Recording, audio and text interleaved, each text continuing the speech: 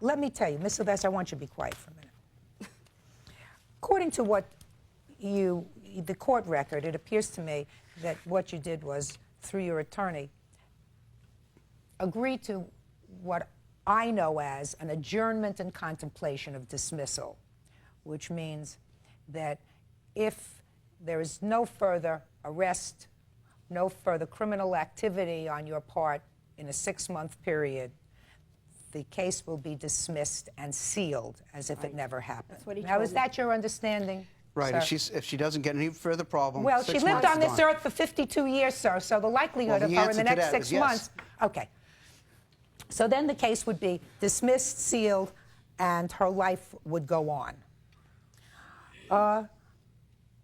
Do you ever look into what happens after you've reported arrests of people, whether their cases have been dismissed, whether they apprehended the wrong person, and do you report that as well? I only talk about arrest. I don't hold a scorecard or anything. It's up to the judge and jury to make the decision. No, what All I'm I talk about are arrests in my community. That's it. Well, The answer to that is no. my problem with what I heard, sir, is that you presumed in that statement that you made about her guilt.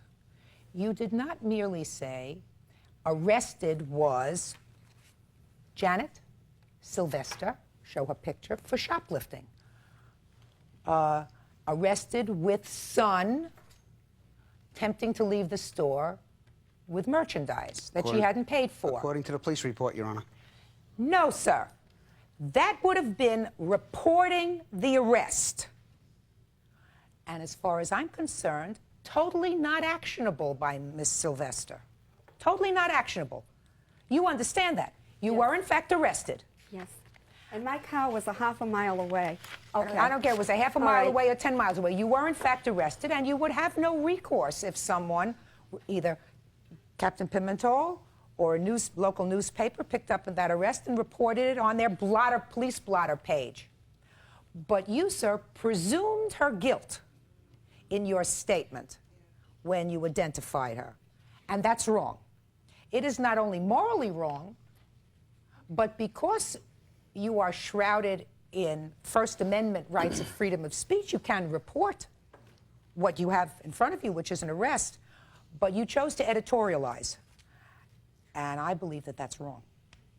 And I don't know if you've done it before, and based upon what you tell me, you don't even do a follow-up in certain cases to say, well, they arrested someone for robbery, it turned out to be the wrong person. So remember that picture that I showed you last week? That person was released from custody because they have a new suspect. Don't you think that's fair? My program, again, is an informative program. All I do is I deal with arrest. That's all I do. I leave it up to a person of your stature to make the decisions. Well, that's, sir, and what I'm telling you is arrests are fine. Editorializing on those arrests, as you did, especially shrouded in your uniform, is twice as dangerous. Now, I'm not even suggesting that you have an obligation to look at Mrs. Sylvester and say, here we have a woman who's 52 years old. Let me find out about something about her before I potentially destroy her life. You clearly don't do that. And I don't think that you have to do that. Would it be nice? Yes. Do you have to do it? No. But you do have an obligation, if you are reporting arrests, and arrests only, not to give your personal opinion on guilt, which is what you did in that video. And therefore, the judgment in this case is for the plaintiff in the amount of her request, which is $2,000. Thank you so much. Thank you. Thank you so much.